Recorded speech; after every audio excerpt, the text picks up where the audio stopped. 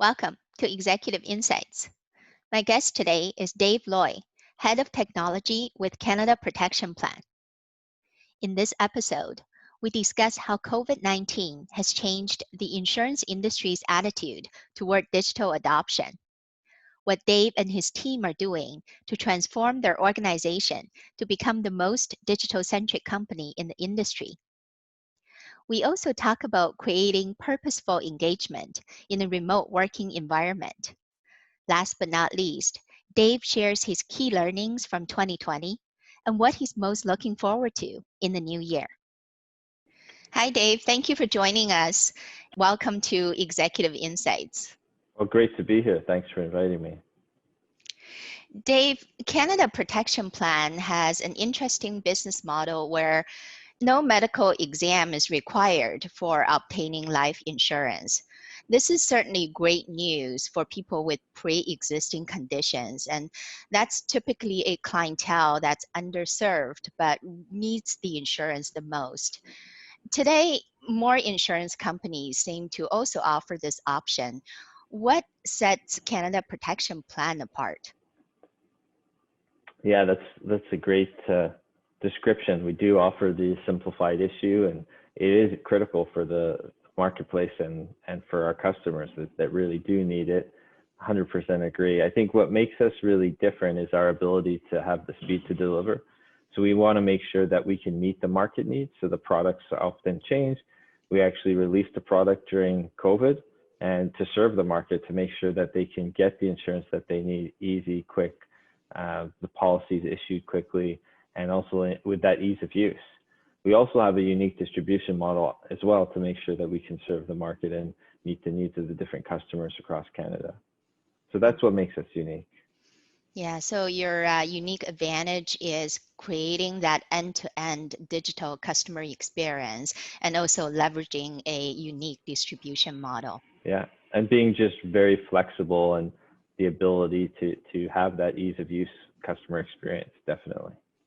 Yeah, and the insurance industry has not been historically known for being an early adopter of technology. How has COVID-19 changed the general attitude and behavior of the industry? I think everything is now digital, right? And you look at it, be it with insurance or even now with the COVID vaccines that are coming out. So regulators have stepped up and accelerated their pace. So just like the FDA, I see the same thing with regulators or in Canada for different digital documentation, e-signatures, those kinds of capabilities. That's more accepted today. So there's a lot of discussion in the legal community, what's accepted, what's not, especially with banking and insurance. And so that's accelerated the journey, our ability to deliver technology products to our customers. Like the capabilities were always there. A lot of the time it was policy and regulators, and they've definitely accelerated their journey during COVID. So that's been amazing. Yeah, so the realization of, not only is digital adoption inevitable, but fundamental to driving the industry forward is really the key here. As the head of technology, your goal is to transform your organization to become the most digital-centric company in the industry. What are the steps you've taken to advance this effort? Well, and I'll just one quick advertisement for Canada Protection Plan is that we were Insurer of the Year for 2020, which is great. Congratulations. Thank you. And part of that is just being able to deliver that frictionless back office, the frictionless broker and customer experience. So that's really critical. How do we do that? We want to decouple our dependencies with our different upstream and downstream systems, but make sure we have those common data sets. We can track and deliver amazing customer journey, policyholder journey, broker journey, and this is what will make us successful in the digital world. Great. So how has the pivot to digital, in the past year affected your customer and workforce experience? So our customer experience, luckily, we were, like as I mentioned earlier, we were in the middle of looking to deliver even more capabilities. We've been ahead of the game in many areas in terms of our application online portal, and now we've actually delivered even more capabilities in 2020. So just right when COVID started, we put out those reflexive questions, new products. So it was an amazing experience to deliver that during COVID. And so for the customers, that was critical. COVID hits, they want insurance. Where are they going to go? They can't go to see their broker in person. They want to have a ease of use, easy experience. A lot of these questions too are very complicated. So we made it in a way that it can be consumed by the customers a lot better in an easier way. And they don't have so many pages of questions to go through with the reflexive questions. So that made it a lot easier. And that also helped with our customers when we pivoted for COVID. In addition, we just continue to try and enhance that digital experience in the background. And that's the omni-channel as well in regards to bringing in those customers, be it through telephony, through our website, through our chatbots, all those different mechanisms, being able to track them, help them, service them, follow up, have those feedback loops. Those were all necessary to make sure we could deliver a good experience for our customers. In regards to the workforce, that was a great experience. Everything went really well. We actually sent everyone home probably 2 weeks before COVID hit. Our entire call center shifted to work from home. Everyone seems to be, we ramped up certain things in terms of capacities, but we were able to service all our internal users. We're able to deliver all the back office services that we needed to do. So working from home went off without a hitch, and it was a great experience. The other aspect too, when I look at the stats of 2020, we delivered our policies, 74% of them were delivered by digital experience. And I would suspect a lot of that was, if you look at earlier on in the year, more of that was paper. We've shifted a lot of it to digital, and I see that accelerating for this year as well, which is awesome. Yeah, that certainly sounds like a remarkable feat. Congratulations. Thanks, thank you.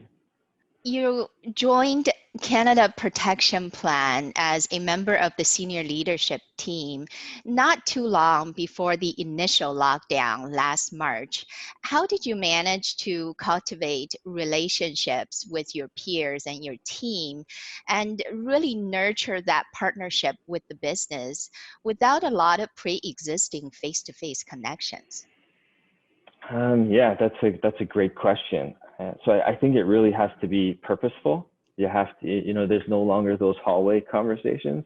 I guess the benefit that I had was I didn't have to learn where everybody's office was. So this way, having those purposeful discussions and reaching out, that's absolutely necessary. It's definitely different when you're at home and you're not going to run into someone in the hallway. So there was partially that, and I think the other aspect, which I'm very grateful for, is the culture at Canada Protection Plan. So really great culture there. Everyone wanting to work together, collaborate together, having regular discussions and meetings at certain levels, be it with my peers or with my team. That was definitely something that I've done in the past. I've managed remote teams in the past, so just needed to be more diligent about that and make sure that you follow up on that. You continue to have those discussions on a regular basis, and you don't lose sight of some of those connections, right? That purposeful. What it comes down to, connecting today has to be purposeful. Yeah, I totally agree. I think, in today's world where engagement rules are being rewritten, we have to be very mindful, purposeful, and creative with our engagements. Definitely, agreed.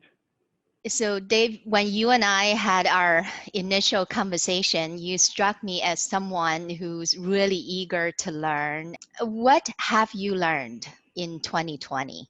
And what are you most looking forward to in 2021?